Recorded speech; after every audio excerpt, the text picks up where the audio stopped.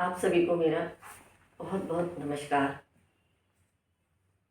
देखिए, हम सभी जो है ना अपने विचारों से घिरे रहते हैं, कहीं अंदर कहीं बाहर। तो इसी पे थोड़ा सा विचार करते हैं कि विचारों पर नियंत्रण कैसे किया जाए। मनुष्य के विचार ही उसे दुखी और सुखी बनाते हैं। जिस मनुष्य के विचार उसके नियंत्रण में है वह सुखी है, और जिसके विचार नियंत्रण में नहीं है वो परेशान है, विवादों से घिरा हुआ है। कुरुक्षेत्र हर व्यक्ति के भीतर है। अपने ही प्रिय विश्वासों के बीच खड़ा होना पड़ता है। जैसे अर्जुन ने युद्ध से पहले कभी नहीं सोचा था कि जो युद्ध करने के लिए वो खड़े हैं वो अपनों से ही युद्ध करना पड़ेगा। और ये सबसे बड़ी एक विडंबना होती है, जब व्यक्ति अपनों से युद्ध के लिए खड़ा होता है तो उसकी स्थिति एकदम सामान्य नहीं रह पाती है।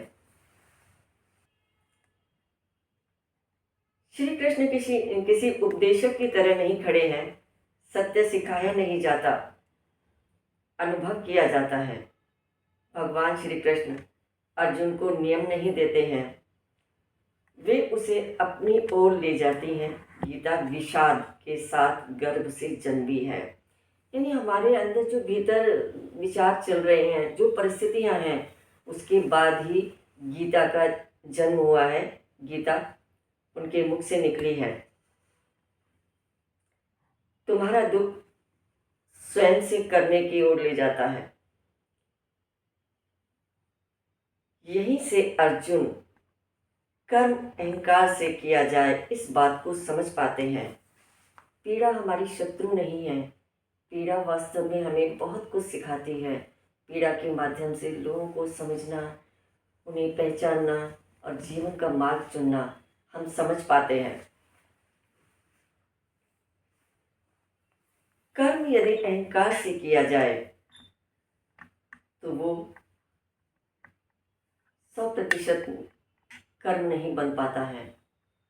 कभी कभी कहते हैं अहंकार भी व्यक्ति के लिए आवश्यक है। वो अहंकार नहीं, वास्तव में मेरी दृष्टि से उसे मैं कहूँगी वो उसका अभिमान है। तो वो अभिमान कभी कभी कर्म को करने के लिए, जुनून के साथ करने के लिए नितांत आवश्यक होता है। पीड़ा शत्रु नहीं है। जीवन नियम से नहीं, चेतना से चलता है। सुनना स्वयं को है, और जब हम स्वयं को सुनते हैं तो पहले हमें स्वयं को भीतर से खाली करना पड़ता है। बिल्कुल जब शून्य हो जाते हैं तभी हम स्वयं को भी सुन पाते हैं। जब स्वयं को शरीर और संबंधों से बना हुआ महसूस कर रहा है। डर अज्ञान से पैदा होता है। अज्ञान का अर्थ है स्वयं को नहीं जानना। जागने का आमंत्रण है। जीवन कर्म नहीं, दृष्टि है। सुख दुख से बाहर नहीं आता। उसने जो पकड़ रखा है वहीं से दुख आरंभ हो जाता है। व्यक्ति कभी कभी किसी भी बात को पकड़ लेता है और स्वयं ही फैसला करने लगता है, नहीं ये गलत है, ये सही है। वास्तव में सही और गलत का फैसला करने के लिए हमें बहुत भीतर तक पहुंचना पड़ता है। हो सकता है एक चीज़ जो हमारी दृष्टि में सही है, दूसरे की दृष्टि में वो गलत भी हो सकती है। जो दूसरे की दृष्टि में गलत है, हमारी दृष्टि में सही हो सकती है। जीवन कर्म नहीं, दृष्टि है। दुख बाहर से नहीं आता, दुख भीतर से आता है।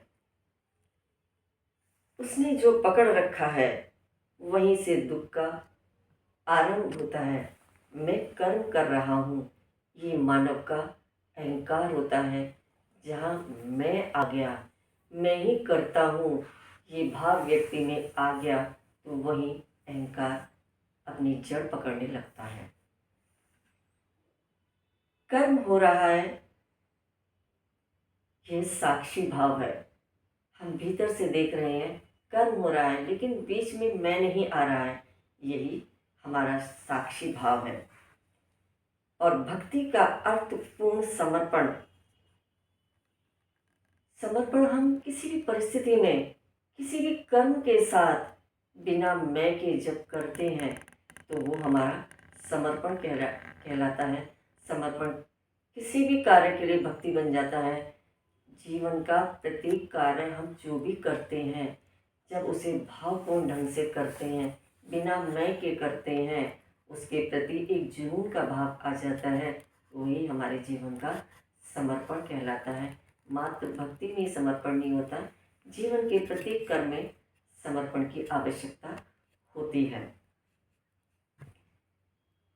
जीवन जियो, उसमें खो मत जाओ, संबंध रखो, उसके गुलाम मत बनो। परिणाम विहीन जीवन जीना ही गीता है, भीतर से जागरण ही गीता है। भगवान श्री कृष्ण ने भी कहा है कि तुम कर्म करते जाओ, परिणाम मत करो, उसकी चिंता मत करो कि क्या मिलेगा, क्योंकि जब तुम भीतर से खाली हो गए, इसका अर्थ है तुमने मेरे प्रति अपना समर्पण कर दिया है, तो उसको मैं देखूंगा कि तुम्हारे लिए क्या हितकर है, क्या अहितकर है। तो तुम्हारे लिए जो योग्य है उसे मैं दूंगा, जो अयोग्य है उसको मैं तुम्हें कभी भी नहीं दूंगा। यही समर्पण है, यही गीता का ज्ञान है, और यहीं से अर्जुन को भगवान ने साक्षी भाव देखना सिखाया था। इन्हीं शब्दों के साथ मैं अपने शब्दों को विराम देती हूँ। आप सबका बहुत बहुत धन्यवाद।